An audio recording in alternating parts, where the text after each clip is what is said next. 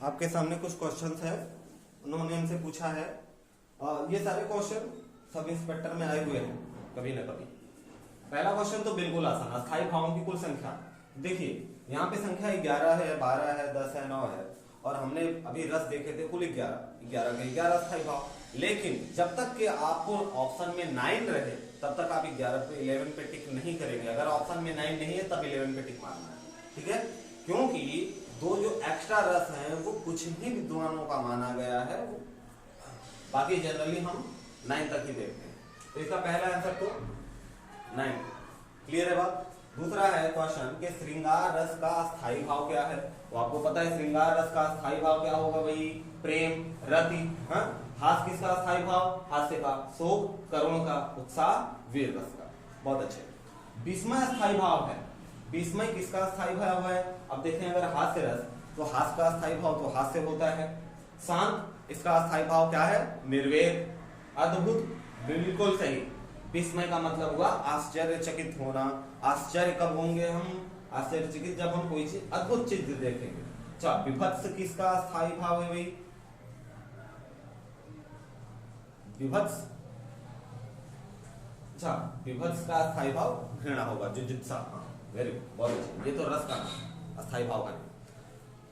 यहाँ पे एक एग्जाम्पल दिया हुआ है क्वेश्चन नंबर 4 में। एग्जाम्पल है, मेरे तो गिरधर गोपाल दूसरो न कोई, जाके सिर मोर मुकुट मेरो पति सोय। तो भाई इसको पढ़ने के बाद ये तो पता चल रहा है कि ये शांत रस तो नहीं है, हा? अब हंसी भी नहीं आ रही। अब यहाँ पे बात क्या, मेरे तो गिरधर गोपाल दूसरा ना कोई, मीरा जी का पद लग रहा है ये। और गिरधर गोपाल सिर्फ मेरे हैं, दूसरे के नहीं हैं। तो करुण रस जाके सिर्फ नहीं, श्रृंगार रस प्रेम की भावना उत्पन्न हो रही है, क्योंकि मीरा जी कह रही हैं गिरधर गोपाल सिर्फ और सिर्फ मेरे हैं और किसी के नहीं। तो हम उदाहरण भी देखेंगे, पढ़ेंगे, समझेंगे, और जैसे ही आप अर्थ उसका निकालोगे आपको पढ़ते ही पता चल जाएगा मन में कैसा भाव आ रहा है। क्लियर है बात।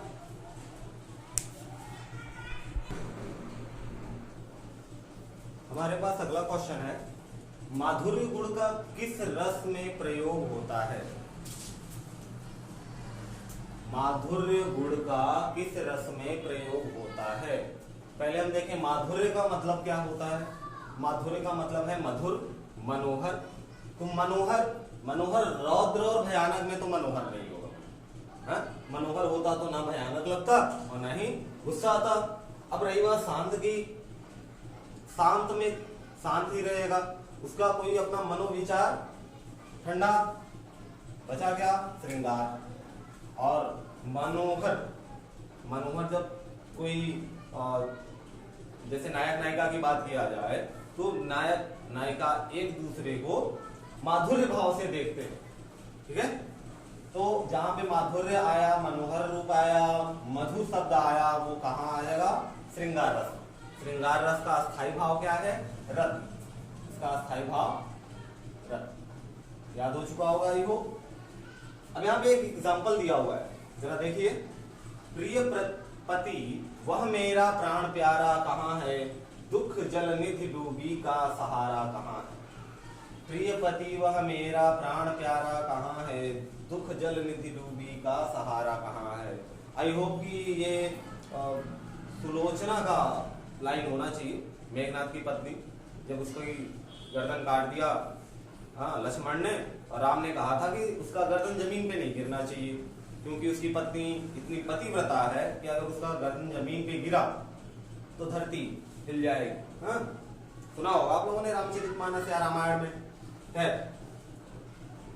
यहाँ आपको सीधे सीधे दिख रहा है, क्या दिख रहा है भाई, विस्मय है क्या, आश्चर्य हो रहा है क्या, नहीं।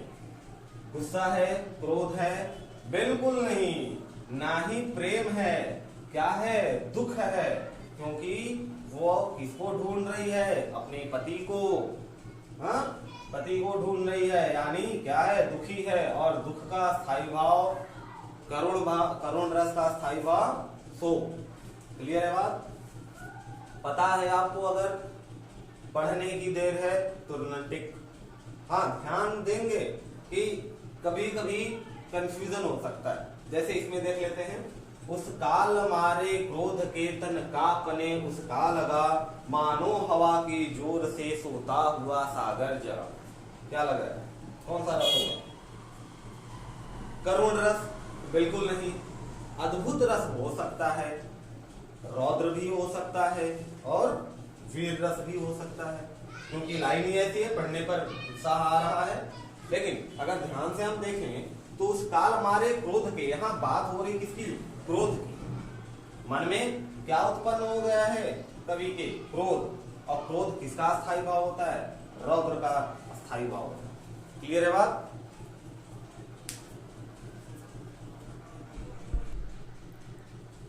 देखिए क्वेश्चन, भरत मुनि के अनुसार रसों की संख्या कितनी है? तो अभी हमने जब स्टार्ट किया था रस, तभी देखा था हमने रसों की कुल संख्या 11, लेकिन पेपर में अगर आता है कि कितनी संख्या, तो 9। कितना? 9। लेकिन हाँ, एक चीज याद रखेंगे, भरत मुनि ने रस सूत्र नामक ग्रंथ की रचना की और उन्होंने उसमें बताया कि रस होते हैं कितने? 8। ठीक है, कितने रस? भरत मुनि के अनुसार रसों की कितनी संख्या है? 8। और 9 में से अगर 8 वो बता रहे हैं तो एक कौन सा रस नहीं है?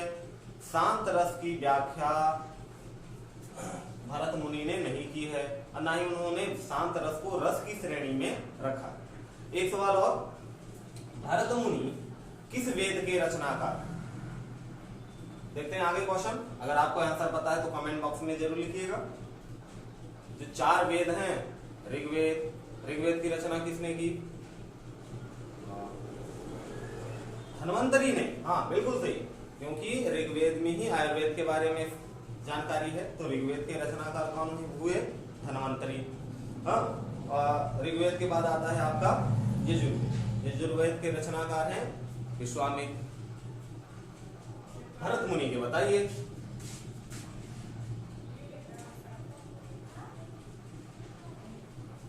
अगला, भरत मुनि के रस सूत्र में निम्न में से किसका उल्लेख नहीं है? तो हमने पहले बात कर लिया है, किसका उल्लेख नहीं है? शांत रस। रस उत्पत्ति के आश्रय की चेष्टा क्या कहलाती है? तो आश्रय। जब रस मन में उत्पन्न, रस के लिए हम कोई चीज पढ़ते हैं तो रस कैसे पता चलता है? मन में भाव उत्पन्न होता है, और भाव को जो आश्रय देता है वो कहलाता है अनुभाव। क्लियर है बात? भाव को जो आश्रय देता है वो कहलाता है अनुभाव। तो इसका आंसर क्या होगा? अनुभाव।